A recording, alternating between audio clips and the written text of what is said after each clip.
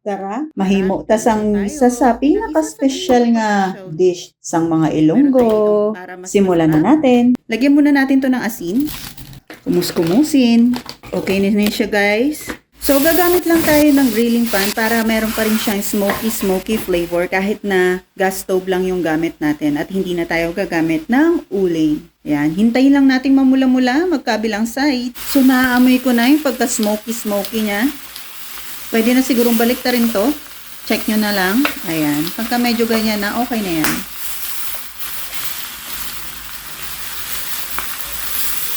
So, okay na to. Hindi naman kailangan lutong-luto. Pagkadiyos, lagyan natin ng tubig. Yung mga lumutang na to, alisin na natin yan at yung ititira natin yung mga lumubog lang. Yan. Kasi hindi na masarap yung lasa nito. Hina natin yung kadyos, tubig, takpan lang natin at pakuluan natin to ng around 1 hour. Painitin lang yung kawali, mantika, luya, sibuyas, bawang. Lagyan lang natin ng salt and pepper. Pag gusto natin mas malasa, lagyan natin ng pork cubes. Pork cube lang pala. Durugin lang natin yan. So, ilagay na natin yung ating mga langka. So, lalagyan natin to ng sabaw dun sa pinagpakuluan ng ating pata.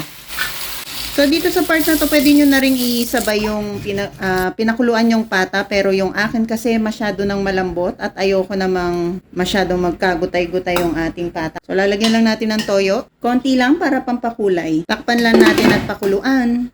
Check na natin. So, kung okay na sa inyo yung pagkakalambot ng langka nyo, ay pwede nyo na idagdag yung ating pata.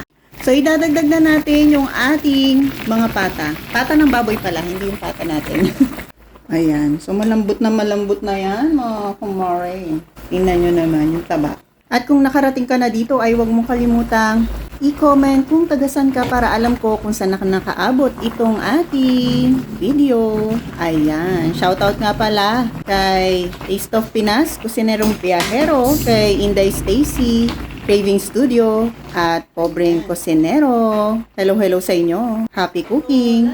Lalagyan na natin ng pampaasim dahil wala tayong batuan. Itong gagamitin natin. Sa asim, tansyahin nyo na lang. Kasi yung, alam ko yung KBL, hindi naman siya ganun kaasim. Kung gusto nyo mas maasim ay okay. So, iniingatan ko lang yung paghalo kasi nga masyado nang malambot ang ating pata. So, idagdag na rin natin yung ating siling haba.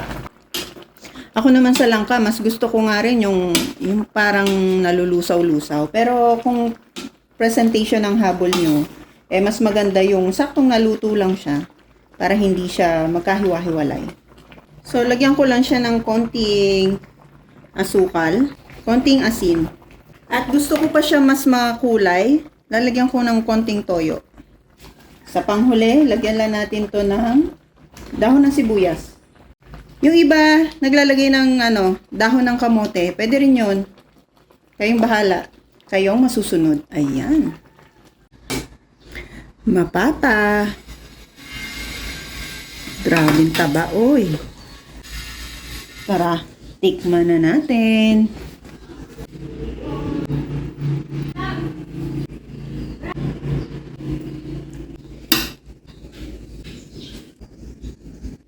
Namit siya.